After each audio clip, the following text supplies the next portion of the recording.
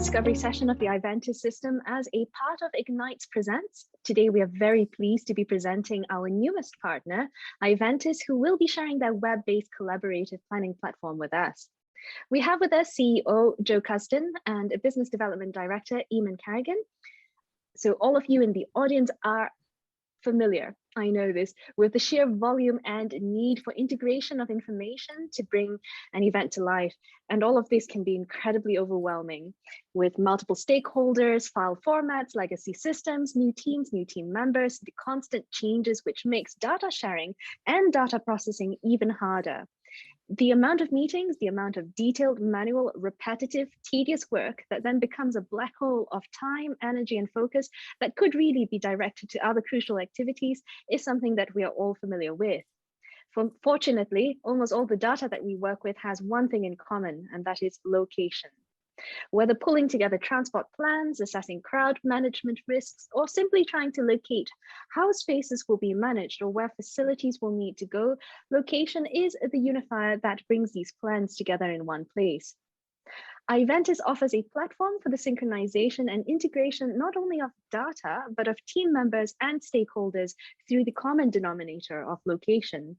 Their system is a web-based collaborative planning platform that can be made available to all employees and relevant stakeholders in order to build, develop, share, and manage plans. This enhances collaboration, it supports communication in different dimensions of the project, reduces mistakes, and ultimately reduces costs and supports a much healthier working environment. With their experience and expertise, iventis is constantly looking to improve and enhance processes. They are our kindred spirits in the belief within a culture of cooperation and mutual empowerment. And so I encourage everyone today, and those of you who are watching this later, to ask questions, to dream big, and to be very excited. So Joe and Eamon, please. Thank you very much. Thank you for the introduction, and great to meet you all and got the opportunity to share what we do. So I'm going to share first of all a few slides we put together just to give you some background to ourselves and the company. Hopefully you can see that, a picture of Paris in the background. Yeah, okay, excellent. So a little bit about me. I'm Joe Custon, I'm the founder of the company. It was founded back in 2015, so nearly 6 years ago now. Prior to that, I first worked in major events at the London 2012 Olympics. I worked in the transport team, but I always had a kind of technical behind the scenes role. I was never an operator. So I worked in things like transport modeling, trying to predict how busy, cities were going to be. And I worked in crowd modeling and simulation, and also mapping was quite a big part of my job. Obviously, it's a really important part for transport to be able to share plans and maps of their operations. And my background before that was in geography and GIS, geographic information systems, which is essentially online or digital maps. After working on the London 2012 Games, I worked on a series of other events in the UK and abroad, such as music festivals in the UK. I then went to work at the Baku 2015 European Games, as we've just been discussing with Karen here. And there I worked again in a broadly kind of technical role around the demand modeling for the games. And I also set up a mapping department and function. And really it was there that kind of sowed the seed for Juventus at that time. And since then, one of our biggest clients has been Dubai Expo. That was the first one we got, but we've worked with various others, which I'll come on to later. And also on the call, we've got Eamon, who's our business development director. He's also a mapping geek, should we say. Sorry, Eamon, no offense by that. I call myself one too. So he's got a background in GIS again, geographic information systems and geography. He also worked in Paris. He speaks French, worked in the museums, attractions industry, and has worked with various startups, mainly in the kind of mapping space to do with indoor maps, location, that kind of thing. So he's on the call, he's on hand on the chat if anyone's got any questions. feel free to raise them there, and we'll pick them up either live or later on. So what I'm going to go through in the next hour or so is obviously explain what Iventis is. I'm going to give you a live demo and explain how you can actually use it yourselves. We are giving Ignite access to it as part of our partnership, so you can use it for smaller projects or to try it out and potentially share it with your customers and clients. And we'll talk about some real use cases and case studies, and I'm happy to make that quite interactive, and get some ideas from you about how you might want to use it, and we can actually run through those, how you might use it for particular cases. So for example, if you're doing accreditation planning, I know we've got a few people, Neo included, who work in accreditation, so we'll take a look at that. But we can look at any other aspects, because really our software can be used on a massive variety of aspects of event planning. Okay, so briefly, what is Iventis? As was explained in the introduction, it's really a collaborative visual planning platform designed for large and complex projects like major events. And what we're trying to do basically is bring the power of geographic information to the whole team. So the reason we say that is that many of you who've worked on major events before will have been very familiar with the CAD drawings of venues, architectural drawings. Just about everybody needs to refer to these, whether you're working in accreditation, workforce, transport, whatever. You've obviously got to understand the spaces in which your events and venues are taking place. And usually that means getting the CAD drawings from the architects, but most of us are not experts in CAD systems or technology, so we would struggle to use them ourselves or do anything with them. And for that reason, the other go-to tool for most people is Google Maps, naturally, which is a great resource. And this is particularly used if you're looking at spaces outside of the venue perimeter itself. So if you're planning things like accommodation across a city or transport links, you may be tempted to take screenshots and things from Google Maps or Google Earth. And for the most part, people will then put them into things like PowerPoint and Word documents, even things like Microsoft Paint, or just print them out. And just about everybody who's working on these events will then have to essentially develop their plans, draw their plans on top of these, the context of either the architecture of the venue or the wider mapping. So time and time again, in every event I've worked on, I see people taking CAD drawings, taking Google Maps screenshots, putting them into PowerPoint and drawing lots of things on top, whether it's dot planning for workforce, whether it's accreditation zones, whether it's transport load zones, where to put bins. The multitude of things that people have to plan the locations of will be done in that way. And that is the way it happens because for the most part, the technology has not really been there to do anything else, and it kind of works okay using PowerPoint and Word and things, and they'll get dropped into reports and they'll be shared in that way. However, for me, coming from a background of geography and GIS, I thought that there could be a more coordinated way in which everybody's inputting their plans into one centralized tool, which combines both the detail of the venues and the wider maps all in one place. And that means that as well as developing the plans, it can also be shared more easily amongst the team, amongst the suppliers, amongst the stakeholders that are involved. And we can keep it up to date and we avoid drowning in these, many documents and PowerPoint slides that are often so commonly used in these events. And it's often a scramble to kind of update them and share them when people request them.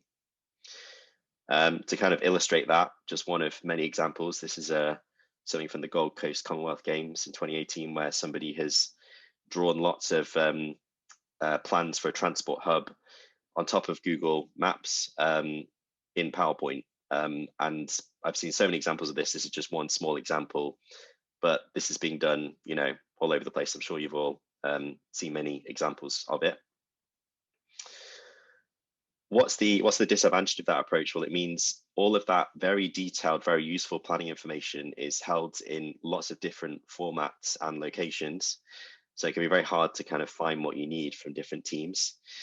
It's difficult to keep everyone up to date because you've got to dig through all these different documents. You've got to make sure you were emailed the latest version, that kind of thing. So it can be hard to keep track of and keep up to date. It's really hard to pull things together. So if you want to actually overlay a security plan with a transport plan and see if it does fit together and it works, it's very hard to do that if people are using these more informal planning tools to do that. It can take a lot of time to communicate plans both internally and externally.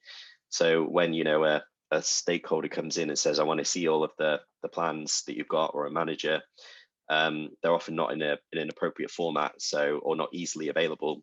So a lot of time has to be spent pulling together reports and documents just to explain them to these various stakeholders. And opportunities and risks are not always easily identified. And what I mean by that is opportunities might be an opportunity to reduce scope, maybe to save money by reducing the number of staff we need or something like that. Because there often is a tendency in events to overscope, overprovide, and that can be because one team doesn't know what another is doing in detail, so they might be doubling up on certain things. And risks may not be identified, such as where there's a gap in planning, or something's not being considered fully. So we believe by having a shared platform, we can reduce those risks quite significantly before they get too far down the line. So the benefits of our system, we pull together the 3D mapping and the architectural plans into something that's very easy to use, which I'm going to show you in a few minutes. We want the whole team to have access to this. We don't want just a subset of users who are the Iventis users. We want everybody who needs it to have access, as many people as possible, really, because that way it avoids people going off and doing things in other formats as they would to find workarounds if they don't have access to the system. Plus, ideally, the stakeholders, the suppliers, some of those external partners who are really critical to the plans. It enables the plans to be brought together and managed and kept up to date. And it can provide that analysis and insight, which would be really hard to find if everything is not held in this one place, to improve and refine plans over time. So some examples of where we've worked, a few of these no doubt you've worked on as well. So Dubai Expo, as I mentioned, that was our first big user. We're still working with them at the moment, with their event being postponed. The Commonwealth Games in Birmingham, that one's a bit local, a bit more local to us in the UK. The first one, we've used it in a multi-venue, multi-sport environment, which has been really great, and I'll show you why it's so great in that environment in a minute. We're working on some other ones like the UN Climate Change Conference, another one in the UK, slightly different. It's not a sports event. We've worked on selected projects for the World Cup in Qatar, the IOC, and various bits and pieces on Olympic and Commonwealth Games over the years. So we've been going for a while, and we're starting to. It's great to see, we have people like on this call who've used it before, and we're getting that kind of exposure over time. Okay, so what I'm going to do now is go into a live demo so you can actually see what I'm talking about, because it's very visual and it becomes very clear once I actually show you how it looks on screen. Okay, so hopefully now you can see the IGNITX logo and a running track in the fog in the background there. Does that come up? Yeah, yep. Yes. Brilliant. Okay. So this system is completely online, web-based. So the idea is anyone can log into this, whether you're in an office or you're working remotely, as has been obviously the case over the last year or so. When we first started Juventus, the ambition was to have lots of different modules, although in the end we've focused very much on spatial planning, which is our map-based system. It's our kind of main system. However, because I think it's going to be interesting to a few of you, I'm just going to quickly show you another module we have. Karen might be quite interested in this and a few others, which is around event schedules. So nothing to do with maps, but what we wanted to also have is a application here where you can actually manage competition schedules in an interactive way. Many events I've worked in before, they've had this in Excel spreadsheets. So I guess the equivalent of PowerPoint slides for maps. In working in transport, as I often have, we're so reliant on the event schedule to understand how many people are going to be moving around different venues and at different times. So it was a very kind of key document for us. But like I said, every event I'd seen it had been a spreadsheet. So one thing we created here was a kind of interactive version of a competition schedule. And there's a few advantages to that. One is that you can kind of view the same information in different ways. For example, by day, as you might traditionally, but also by venue. So if you're a venue manager, you might only really be interested in your venue and to see all the events taking place across the different days. Or indeed by sport, which might be relevant if you've got events taking place in different venues, which obviously can be the case sometimes. But one of the reasons we did this also was to be able to use the event schedule as another collaborative tool, really. So as well as holding the actual event schedule and the timings, we could potentially capture other information about the event, such as how many spectators might be attending, how many athletes, things like that. And that was the kind of information that was useful as a transport planner. And again, having this in a collaborative shared space that everybody can access is quite a useful tool. And it does link into the maps, which I'll come on to and explain why in a moment. So let's go back to this area we set up for IGNITX. So we're going to set up accounts for those that want to have access to this and have a go with it. We can set them up for some people now, if you like. If you're interested in doing that, put your email address in the chat and Eamon can set it up and you can actually log into this while I'm working on it, or later if you like. But as I said, the idea is that everybody working on an event would be able to log into this and access it and view the plans. So I'm going to go into the spatial planning system, and we only have a few examples in this one. I'll show you some real world examples later. But typically each functional area would have their own folder here. So you might have one for transport, security, etc. And they can have their own plans which go into detail, and then we can have others where we bring them together and we actually share them. So let's go into one of these maps and immediately you'll kind of see a bit more about what I'm talking about. So again, back a few years here, this example is from the 2012 Olympics Horse Guards Parade, probably again familiar with many of you. We've got Buckingham Palace down there. And you can immediately see what I mean here by what we do with Eventis. We combine the architectural drawing of the venue, in this case, the temporary arena that was built here, with the wider area mapping. So it means I can zoom right in, I can zoom in and see things like toilets and generators and lots of detail. But I can also zoom out and see the whole city. And in fact, if I've got another venue, like over here, we've got Wembley Stadium, I can zoom into that one too and go into the CAD drawing again, go into the rooms and all the detail there.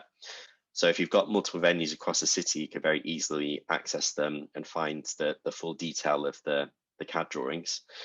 But also if you're planning things across the city, like transport, accommodation, you're not limited to the scope of the CAD. You can plan all of that as well outside of the venue itself. We have lots of different options of how this is displayed. We can bring in satellite imagery and drone imagery and all the things you would expect. Here in the UK, we've got some detailed mapping data too. Now, using that context, the concept of Eventis is really, really simple by design. So each functional area can create their own layers, and we've got some examples on the left here. And this can be anything you like. These are not predefined by us. You can create your own layer and it can basically be anything. But some examples we've got here, a very common one is workforce planning. So this is where you might be planning the locations of staff to try and work out how many you need across a venue. So I've got a layer there for workforce. I've got it categorized in certain ways. And if I want to add one, I can just edit that layer and drop another one onto the map. And with every layer, you can also capture what we call attributes, which is information about that layer. And again, this is completely customizable. It can be anything. But to give you an example, for staff, it might be the type of staff, if they're a contractor, volunteer, whatever. It could be what department they work for. But I could also have things like what's their call sign, perhaps. It could be their shift patterns. We can add more information to this.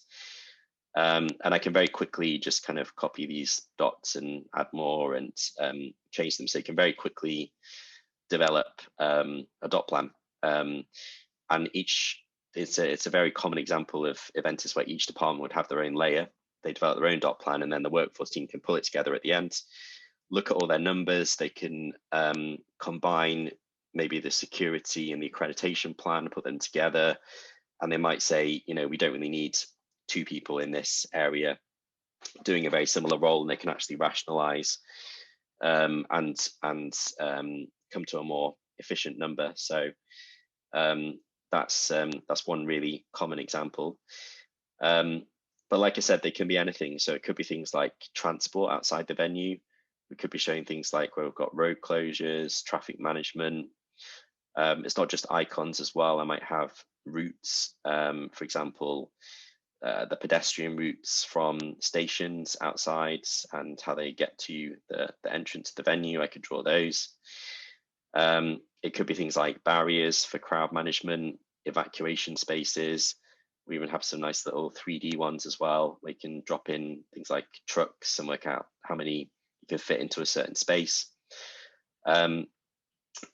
So basically anything you like, anything that's geographic and related to the event, it can be created here. And I'll show you how we create a new layer in a moment. Once you've created a layer and you've got some data in there, you can obviously filter it, view it in different ways. You can actually pull up the data. For example, my workforce layer, I can pull it up as a kind of spreadsheet where each row is one of my staff on the site. If I click on it, it'll highlight the staff member. And then I can export that to Excel. And if I need to import that into a workforce management system, or I need to share that with a supplier or anyone else, I can take that away and do that sort of thing with it. As well as the layers, we have some other kind of useful tools in here. There's a kind of communication facility here. I can drop in comments and things. I could highlight issues. So I could say, not enough staff in this area. And others can actually reply to that and respond to it. And you can kind of tag people and have a conversation there. We also have some analysis tools, some of the very obvious ones like measuring a simple distance, but also some more event specific ones like how long does it take me to walk from the entrance to the venue to the arena. Again, very simple, but quite helpful if you just need to quickly do some calculations. We have some around measuring crowd capacities. So if I had to evacuate this venue into this space, I can draw that area and it will calculate numbers of people I could fit into that space based on different densities. Even if I'm doing social distancing, I can look at how many people I could fit based on a certain spacing of people there. So if you're looking at crowd management, that can be really useful. And we have some other ways to actually visualize crowds of people and things like that, which is really helpful too. So basically, over time, each department will create their own plans across different venues. We've got another one there, which is the Stadium of Wembley, and it can cover, almost everything, whether it's that detail outside the venue down to even things like FF&E inside venues. So we can even do 3D models of chairs and tables, and I can drop them in, and it's a bit like playing a game or something. So you can kind of go into a huge amount of detail in terms of what's there to be planned. It's really kind of an open book in terms of what you can do there.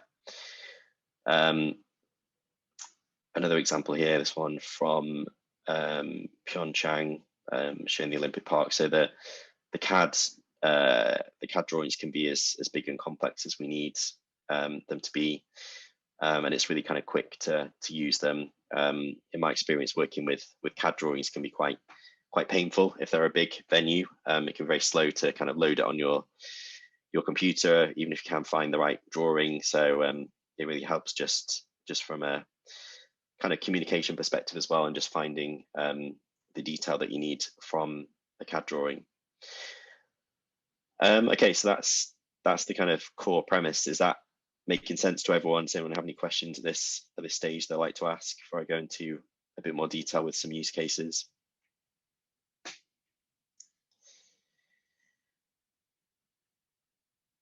Okay, that's good. I'll assume that's all clear then. So what I'll go through now is a couple of examples which are a bit more kind of practical based on some real world cases, and then I'll kind of throw it open to other thoughts and suggestions about things you might like to see or understand how you would achieve it. So let's take an example of accreditation, and let's look at Wembley Stadium for this one, because I think it's a better example. So we've got a CAD drawing of the venue there. So I might want to do my accreditation zoning, for example, in this, so showing which areas have different levels of access, something that'll be useful to show in the context of the venue itself.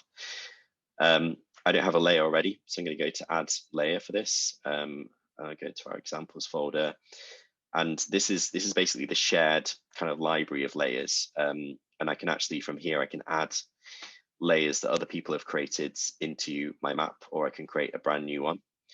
So let's create one called accreditation. And when you create a new layer, you get a series of options. You've got things like the 3D models, lines, text, things like that. But for this one, I'm going to do areas. So click on areas. Let's do accreditation zone. So I give it a name. The next thing I do is choose my attributes. This is the information I want to capture about my zones. So I might want to know, is it front of house or back of house? So I can create an attribute for that, and it will be a kind of drop down list. And I can say the list options are front of house, back of house.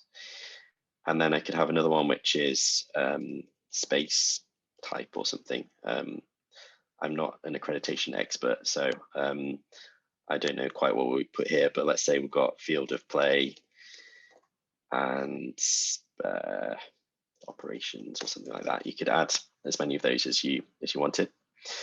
Then I can go to the styles, and this is where we change how it's displayed, and there's loads of options here. But one thing I can do that's really useful is I can color it based on those attributes. So I could say at the moment everything's just going to be a blue square. But I could say I actually want to color my spaces based on the type of space, or my field of play to be blue and operations to be orange. And I could just play around with this as much as I like and come back to it later maybe. It's also important to note there's a whole permission system in here. Obviously, we can't have free for all access where everybody can edit everyone else's plans. That would be chaos. So you can control who can actually edit plans. We can have groups here. So I could add Neo and say, I prefer to edit this layer. You can control who can edit what. So now it's there, it's in my shared library, and I can add it to my map and it will appear there at the top. And then very simply, like everything else, I can just start drawing things really. So obviously my field of play here is going to be something like this. We can like snap to the edges and do things like that. So just a quick question through from Tracy, who has sent through her credentials and should have an account. She's asking, can you control who can see specific maps? So I think it's around privileges and permissions. Yeah. So much in the same way as I just showed with that layer, the maps as well can have their permission controlled. So if I go back to where my maps live, you can organize it in folders, and I'll show you like a real life example in a minute. Typically each department would have their own folder, so we might have like an accreditation folder or something like that, and then either individual maps or folders, again we can edit permission on those. So we could say we actually don't want anybody to be able to see this by default. We do try and encourage at least read access by default, because we're trying to encourage collaboration, but there are situations where you may not want that. Like there might be some VIP routes or something quite sensitive, in which case we can switch off the inherited permission that's coming through the folders. And we could say actually all users only have, I won't do it because it'll mess everything up, can't see this folder, only my team can access it, that sort of thing. So there's a lot of control you can have over that. And that kind of comes from working on projects like Dubai Expo, where we had at its peak, I think 1,000 users on it. So you had to have pretty comprehensive control over this, but also, you know, you've got people coming and going all the time for the organization. So you need to have user groups and manage them that way, that sort of thing. Oh, excellent. Someone's, okay, Neo's added something there while we've been talking. You can also see, like I just did there, you can see who's edited, who last updated it. There's an audit trail that runs through the whole thing, which is obviously also very useful if you're working in a large company to know what's changed, who's editing what, why is something changed, and to see the kind of history of versions and what's happened over time. So yeah, so that's a very simple example showing accreditation, but everything kind of works the same way. You just create the layers, organize them that way, and draw things on the map. And as I said at the beginning, we've really tried to make this, you know, easy so that anyone can use this with minimal or no training. We know that in events, people don't have a lot of time to learn a new system that's really complex. If it is too complex, they'll usually go back and do it the way they can do it quickly, because there's obviously a lot of time pressure. And, you know, it's not feasible to train everyone as well. You know, there'll be people joining these teams on a weekly basis. So, you know, the likelihood that we'd be able to spend half an hour training everyone is pretty much zero. So, yeah, we kind of want it to be available to team members from day one in the job, really, so they can just access it and at least see what's there, see what's available, and then start to create their own plans and development when they're comfortable doing that. Okay, some of the other stuff popping up there, which is great. Does anyone have any other questions at this point, or does anyone have another use case we could perhaps have a go at running through? Could be something to do with transport, maybe even ticketing, crowd management. Can you, sorry, it's Gustavo here. Can you explain how it works when we have different levels? So, I mean, different like floor levels in the venue. Yeah, actually we don't have one here, but let me just go to another demo where we have that. So also Wembley Stadium. I don't think we loaded the different levels, which we can do later.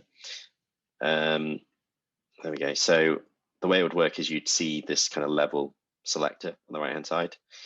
So I can just go kind of up and down the levels like that. And obviously whatever I draw on the map will only be associated with that particular level or floor. Yeah, very simple. That's how that works. While I'm here, actually, another thing I didn't mention, Joe, and this is how it. Can I just stop you there for a second? We've got a couple of questions coming in on. I think that it was Irina. I think you had a few questions that you wanted to ask, and then Tracy, another question from a seating perspective. Can you connect the view from seat layer? I'm not entirely sure what that is. I don't know if you know the answer to that, Joe, but perhaps if we just circle back to Irina first. Do you want to ask your question, Irina? Thank you so much. I have a few questions. So thank you, Gustavo, for raising up the question about the different floors. And it's also important venue-wise to have a like evolution in terms of like different levels for accessibility purposes. So is it possible to have it as you did with the distance, because it's quite good tool with the distance. So basically gives you a sense of distance, especially for the virtual, let's say, tours. Or so how about the level for accessibility, how it can be measured, captured? Is it possible? It's something we're working on at the moment, and there's a couple of options there. So we can bring in like 3D models of the actual venue itself, like we've got the stadium there. So if there is kind of detail there, that's possible. But I'll also just flip to, this is a very early version of something we're currently working on. So it's a bit of a sneak preview, I guess. Give it a second while it's loading. Yeah, we're bringing in a feature that will show the actual terrain, if you like, which if you're working in an event which has particularly kind of mountainous terrain, it can be really useful. So let's show an example of that. Can be really useful if you're working on like winter sports. You have to go somewhere more hilly. That's where our office is, by the way. Let's go up to Scotland. That's a bit more mountainous. So you can see there, if I tilt the camera down, we've got like the mountains and elevation and that sort of thing. So yeah, so this is something we're working on at the moment, and we'll have it in our kind of next version, which you're looking at right now. A bit later this year, you can actually draw over the terrain as well. Yeah, the measurement will come with that as well. So you could actually measure a terrain profile, elevation profile, and show the gradient, like if you were, yeah, planning for accessibility, or indeed planning like a mountainous course or something like that. So yeah, something we're working on right now. Oh, thank you. Good. And I have a different question, actually a bunch of questions regarding the space planning. Mm-hmm. So I've seen that you showed us chairs, like in the offices, and it's actually quite helpful. And it as I'm working in the village for the Olympic and Paralympic Games most of the time, so I was thinking about like space planning in general, and specifically for National Olympic and Paralympic committees, like for delegations. So those types of furniture, is it like pre-populated? So you can put the dimensions, the sizes, the type of furniture, everything. So then you have a list of FF&E that you can take and allocate, and it could be also restricted. Yeah, so we have a kind of library basically of 3D models, which is quite extensive. Actually even have like wheelchairs, which is quite useful. So I could swap like, I swapped the chairs for wheelchairs there, and these actually have like the turning radiuses as well, because for a client, we were actually looking at that, the accessibility in a village, and you know how much space there is for wheelchair access and that sort of thing. So yeah, so we have a bunch of things already. A lot of them are transport related, but then we do have furniture like chairs and tables and things like that, and you can change the size of them and scale them and that sort of thing. If you need like something completely different, at the moment we have to source it for you and find it, but it's kind of part of the service we provide, and then over time we just build up more and more of this kind of library. But yeah, you have some control over the size once you've got it in there, and the dimensions of them. This is interesting, Irina, because for this, sorry, no, because if you can allow like each NOC to have access to their area, they could place the furniture the way they want, no? So this way you don't need to end up moving phones and calling technology team to change the cabling and all of that, because that's already preset.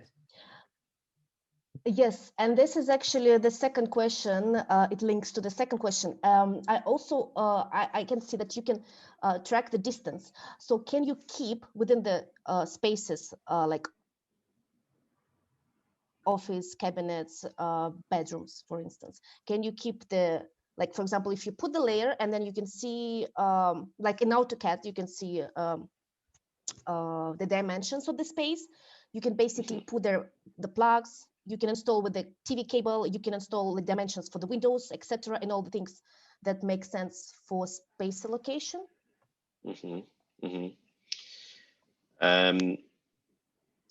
Not sure I followed the question there. So are you asking if we could include those things as well, like the technology requirements? Yes.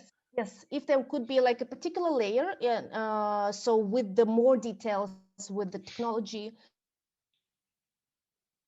or I mean, with the plugs, with the TV cables, with more dimensions for the specific space, like length of the wall and the height, and like more specific information about the space itself, so that it will assist to allocate the furniture. Yeah, I think I see what you're saying. Yeah, we could definitely, I guess, kind of the space could be annotated with that information. And yeah, we've definitely seen for the Commonwealth Games in Birmingham, for example, they've been using it for their technology equipment allocation. So they've done their cabling plans and they're planning like, yeah, where the plugs go and where the TVs go and all that kind of thing, which is really interesting. Like, yeah.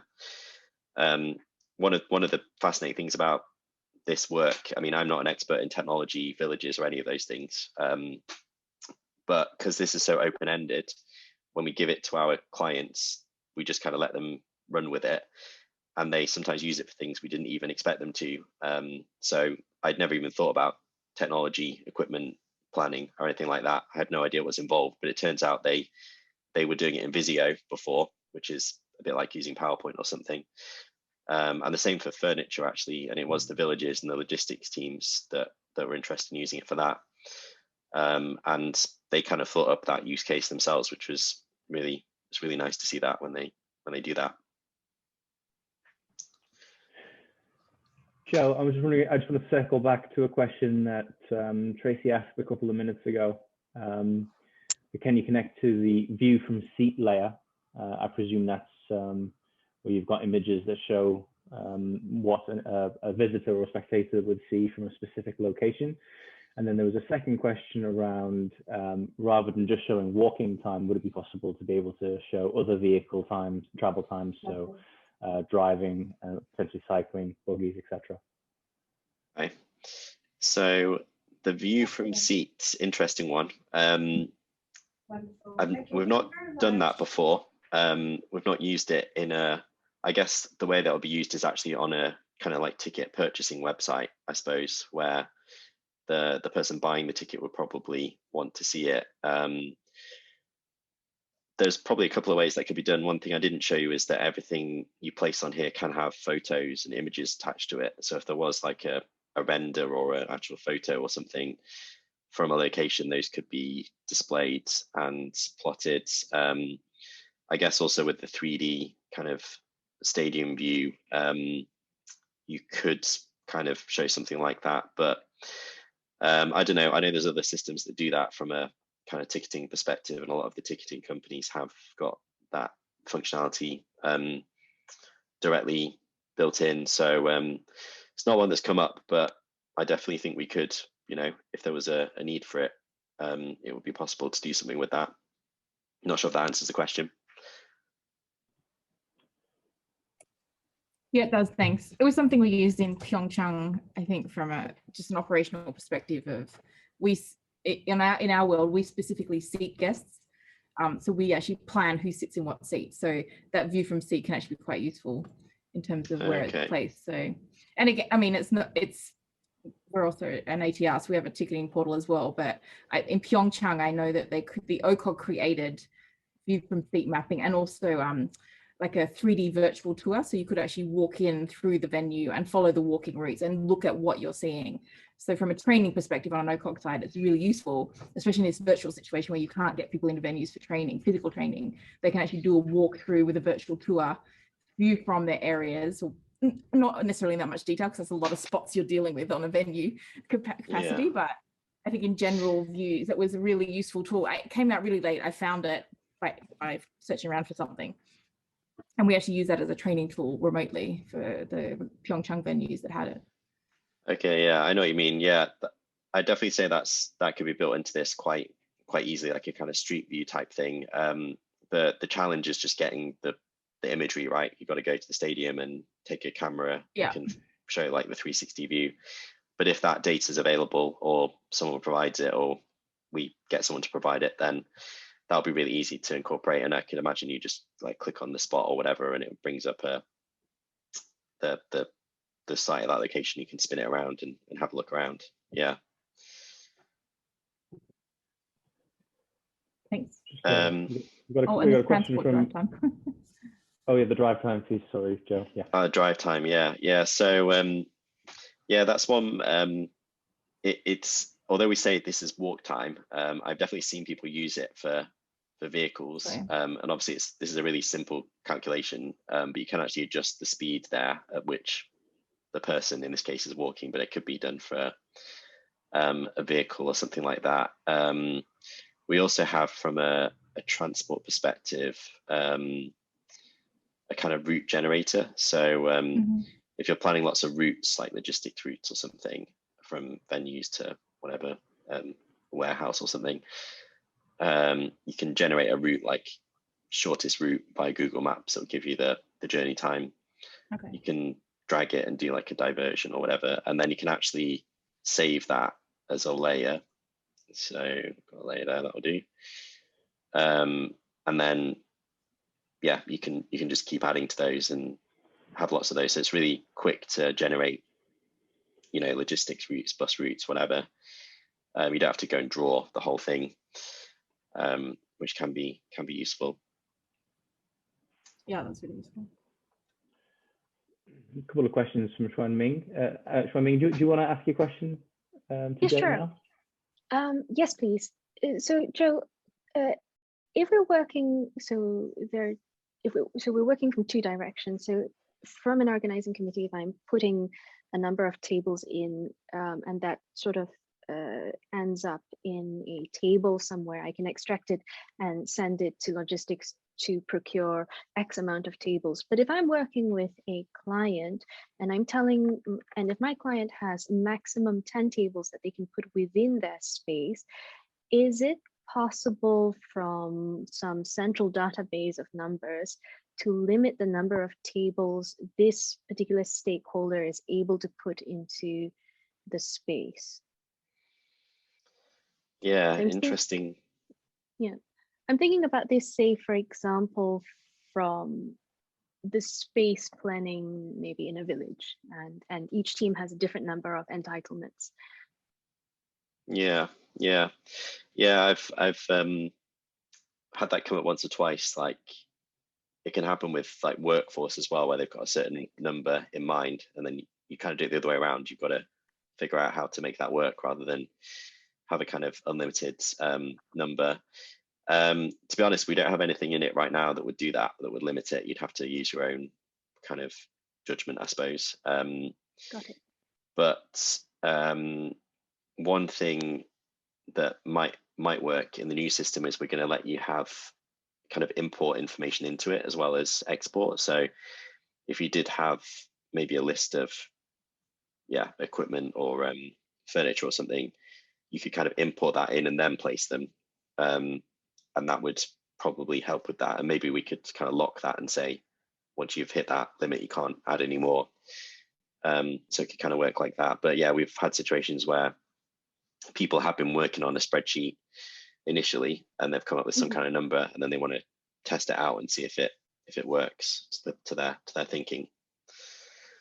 But yeah, at the moment, nothing that would, you know, come up with a warning and say you've got too many chairs or anything.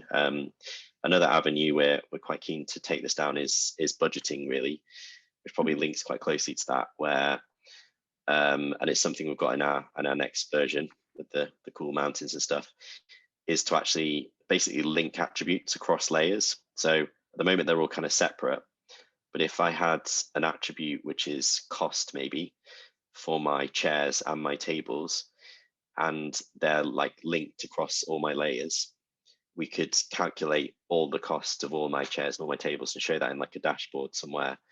And that would kind of update in real time as well. And probably it'll make sense to put the constraint there and say, you know, there's a max budget for furniture maybe. So you can kind of, or maybe not a hard limit, but it could give you a warning, or someone could see that in real time being updated and see the costs. And so, yeah, we think the sort of cost and budgeting aspect is something quite interesting in how it links into this. Right. I guess the other question would be, because I remember seeing the last time you showed us where you could sort of build your database of numbers of different items. or maybe I've mixed that up somehow.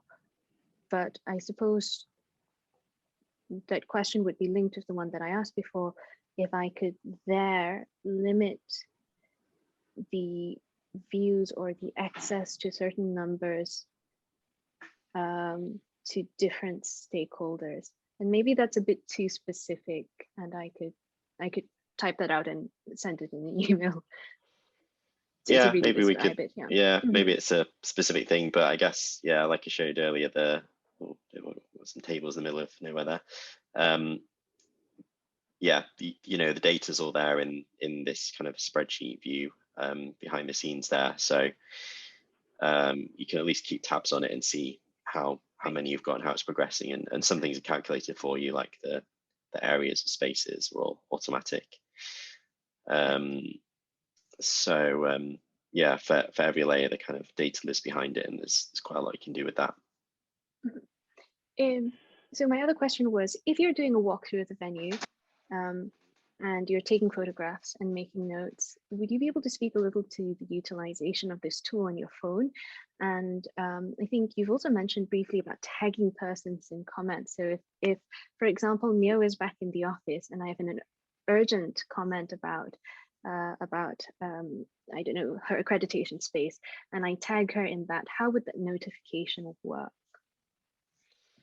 Yeah, so so far we have neglected the mobile bit a little bit, partly because the events have been largely confined to the office, I suppose. But it's also something we're doing with this new version where, see if it works, I haven't checked this for a while, but you should be able to, like, it would look a bit like this, where we have like a mobile view. Don't know if that works on my screen share. The functionality is a bit less, like we don't really expect people to be drawing quite so much, but they will be able to add comments and tag and do that sort of thing, the things you would do on a phone, and photos, as you rightly say there. So that is coming, and then yeah, if you do add a comment and notify someone, like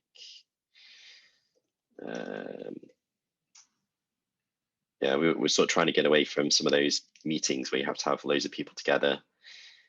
You can just kind of tag someone and Eamon will get a notification pop up when he logs in. But yeah, it's another like there's quite a lot of things we can kind of build upon with this, as you picked up a few of those, and one of them is yeah, improving the sort of communication flow between users and people, and be able to like be notified if your layer's changed or if something's changed, or maybe you could be notified if a limit is hit, like someone's put too many chairs in or something like that. And also the kind of real-time operational period as well. It's at the moment it's very much a kind of planning thing, but potentially there are data feeds we could have coming in real time, like it could be, you know, where the buses are they on time, are they going off route, and you know, I was kind of hesitant to go into that at the beginning of starting the company, because I know so much technology is there in an event for the event itself, whereas I felt in the planning stage it was a bit lacking in certain areas, or maybe not as much thought went into it. But I've equally been in situations where during the event in the control room, there's like 5 or 6 different systems that all have a map element to them, but they don't kind of work together. So if you want to look at buses and incident management systems or something, you've got to pull up different systems, and your plans might be again in a third system. So we're quite keen to perhaps be the sort of integrator of spatial information, so it can all be visible from one screen a bit more readily and easily. So yeah, as events start to kind of start up again over the next 6 months or so, we're going to be turning our focus to that much more than we have. We've got a couple of questions stacking up here, Joe. Just cycle back to Gitanjali. Do you want to ask your question, please? Yeah, hi. It's Gita. Gita's easier. Hi, Joe. Hi, Eamon. Okay, I have a couple of questions. The first one is, have you or are you currently working with any broadcaster for a sports event? And you don't have to tell me which one, it's just a yes or no answer. And the next one is one of the more difficult things we face when we're setting a venue up for broadcast facilities is, you know, like in a similar way that you lay out the spectator routes, we need to lay out cable pathways. And quite often they go all the way from the outside broadcasting area, because usually there's no space inside a venue for a full broadcast production. So we use an outside area, and then we pull the cables all the way, you know, into the venue across, well, under the seats or over the cable trays. So is there some way that we can show that cable pathway, but it goes across layers, because we go from the ground or from the basement and all the way up sometimes to the rooftop? I'm not sure how we can do that on your system. All right, that's it. Thank you. Yeah. Okay. So I guess the first question, we haven't specifically worked for a broadcast operator, like just for them. I guess they will often be part of the wider event. And I'm trying to think, I mean, with Dubai Expo, I don't think they really had much of a broadcast component so far, but something like Commonwealth Games, I think they've done some of their planning, like you say, of the locations of equipment and cabling and stuff like that. So yeah, you could definitely have a kind of cabling layer, just as you'd have anything else, and it can be drawn like this. It can span levels, so the same layer can go across levels. I don't have it here, but you could just kind of go up and down and basically carry on drawing, which is fine. It wouldn't at the moment show you like the detail, I guess, of going up and down in 3D space. But yeah, that might be something we look at in future if it's useful for that purpose. Yeah, I think in this venue, I think if I'm right, this was the broadcast compound down here. So yeah, they had like broadcast trucks and stuff over there. So yeah, you can have layers for anything like that, really. So I think it could potentially work. Yeah, we'd be happy to like explore that in more detail. It's not one we've done in any detail so far that I'm aware of. But I think it's a really interesting use case. Okay, and you'd be able to measure it in the same way that I saw you measuring just now, all the cables that go in there. Yeah, everything we've measured. So I'm obviously not editing the right layer, but as you're drawing, it will measure. And then once you've drawn it, you have this like information tab, and it will give you distances, and it's in the table as well. You'll get the distance of everything, and you could download that to Excel or something like that. So it'll be calculated. Okay, thank you. No problem. We've got a question from Tracy around organizing committees being hesitant to share access. Do you want to elaborate on that, Tracy? Yeah, so for example, I'll use the company I work with as an example. So we may be a sponsor of the games, may not be a sponsor of the games, but we're a user of the same platform areas and mapping usually, some way or other. So we're in a sort of a weird stakeholder gap, which is not often included in organizing community planning, especially Olympic or Commonwealth Games planning, unless you're an official sponsor. So I'd just be interested in your experience of how do they share to external suppliers or stakeholders? Do they charge them? Do they license them? Or is that something you do? Like, how is that piece? Or not yet? Maybe that's something that needs to be explored as well. As an example. No, it does happen for sure. In my experience, I mean, this is quite a new way of working still for most event organizers. So initially, they're not quite sure how to deal with that. They sometimes, come to us for advice, and sometimes their initial reaction is to be, well, that's a bit scary. Let's keep it to ourselves, to start with. Yeah. But usually, once they get more comfortable with it themselves internally, then they'll start to like bring in a few, really key stakeholders that they work closely with anyway. So we've seen it like in let's say Commonwealth Games Birmingham, the transport stakeholders, the police, came on board quite quickly. They're working really closely together anyway. They're basically part of the team, you know. They plan together, right? Yeah.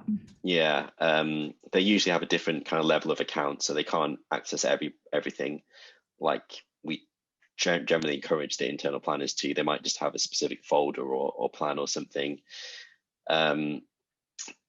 So yeah, it obviously depends on the organization, but usually once they're comfortable with it, they kind of understand the value, and more often than not, the teams also that need to share the information with their partners kind of push for it to be shared. And yeah, we set up accounts, and we don't charge them extra for that. We don't really charge per user like a lot of software companies do, because when I tried to use some software a bit like this in previous events, they'd always done that, and the temptation was to say, let's have 100 users. Right. They're the ones that are using it day to day, and that's kind of okay. But then, you know, as soon as somebody needs it one day for a presentation, they can't get to it, they find workarounds and they go around it. And I think unless you get it, you know, really kind of at the center of an organization, you know, you can't get everybody kind of using it, or you end up with the same problem with people. Some people might use it, some people might not. So we really want to get everybody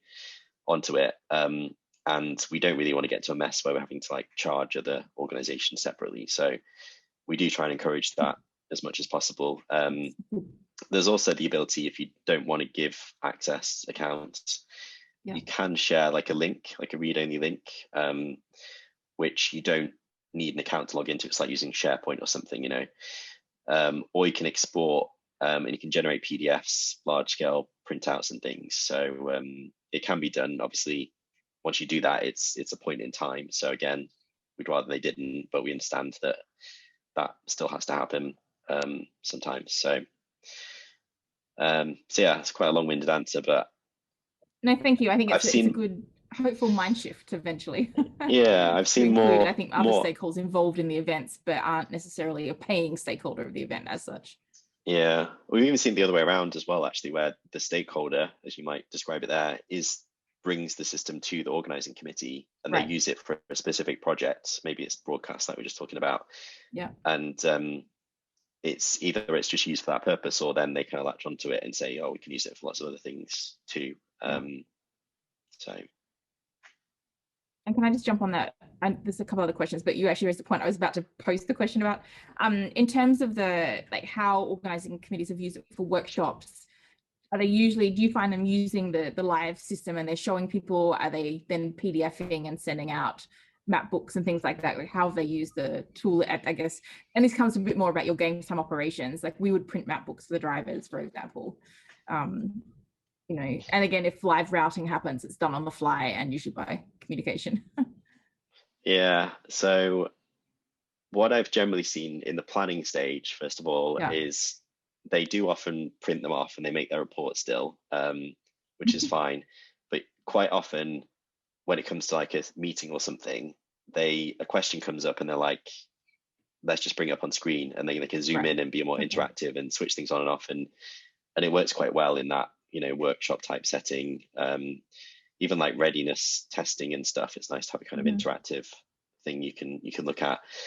Operationally, to be honest, we've not had, unfortunately, the chance to see much of that yet. Even though we've been going for quite a few years, none of the events we worked on have actually really happened. They've been postponed or delayed, the ones that we were expecting to happen. So yeah, I've yet to see if they would sort of print off loads of maps still, or perhaps try and use it more interactively. Yeah, another thing we can do, because it's all online, obviously, is potentially have like public versions of this too, which are obviously very limited with what you can see. But you know, when I've worked in these events, we spent a lot of time making maps for spectators, like guides for spectators, how to get to the venue, or press, or whoever, athlete guides, that sort of thing. But probably most people quite like having it on their phone. They can just interact with it these days. And also you save time printing, and if something changes, you can actually update it, which you can't do if you print millions of copies, as is often done. So yeah, we're interested to see if that gets done as these events start happening again. And we might have versions of this on actual websites, which can be interacted with. And great, thank you. A quick, we'll just go back to Neo. She has a quick question around costings. Yeah, Joe, you mentioned something that you wanted to, I mean, there is an opportunity where you want to include the costing of each of that furniture, right? Have you thought about integrating it with a system that actually collects information with regards to booking or making requests, like the red card system? To be honest, no, I haven't thought about that. And I'm not sure I know enough about it really.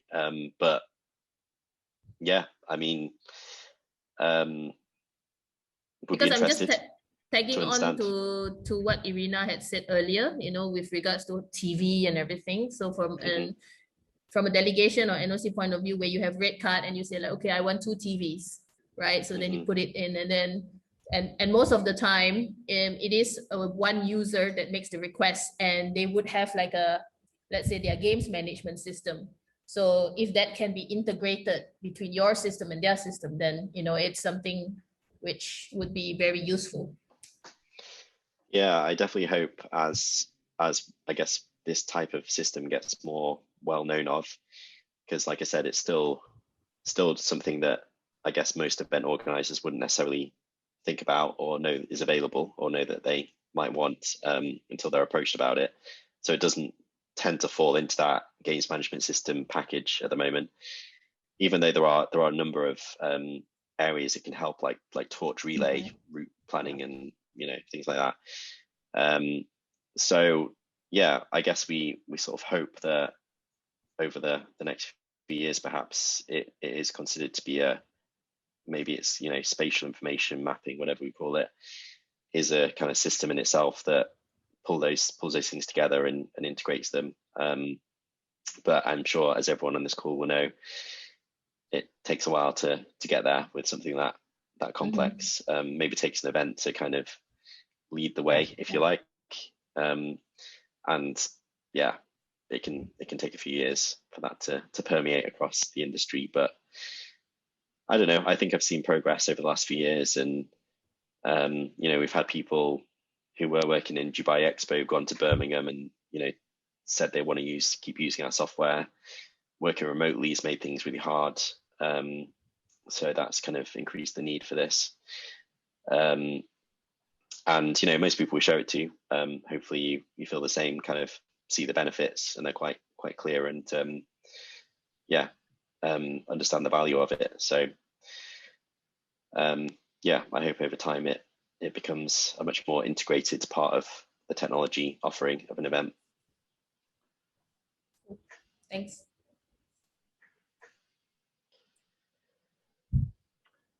Okay.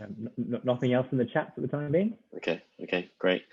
Well, I think we've covered a lot there, which is great. The only other thing I was going to mention, just to tie it back to the event schedule at the beginning, was yeah, you might have noticed, some of you, that we have this kind of timeline at the bottom, and actually everything you create on the map can have dates and times associated with it, whether it's a road closure or a shift pattern. Could be a date something has to come online, and then normally we'd have the dates of the event there, and you can kind of flick through and see what happens each day or each time period. So you can have, as well as a geographic plan, you can have a time-based plan.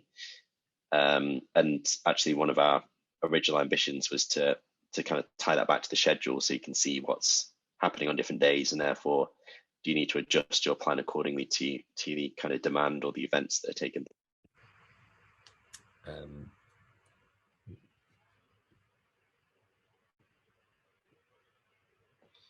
Sorry, my headphones got off there.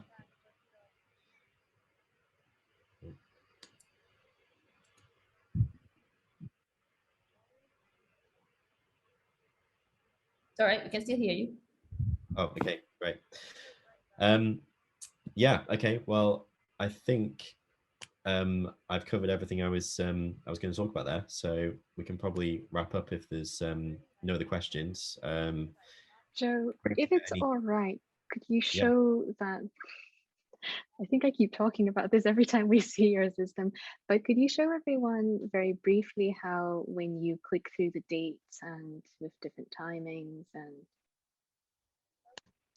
and I should be able to let's see if I've got an example.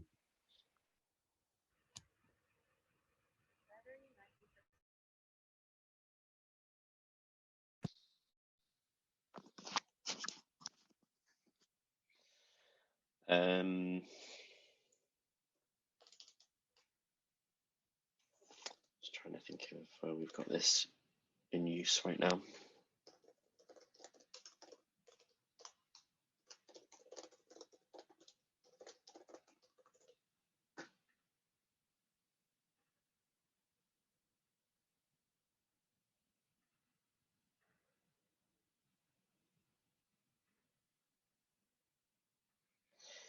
There we go. Sorry, that's a bit of a mess, but yeah, you have this kind of timeline like that. Let's just add a time to that one. So you can add either dates or times or some combination of them.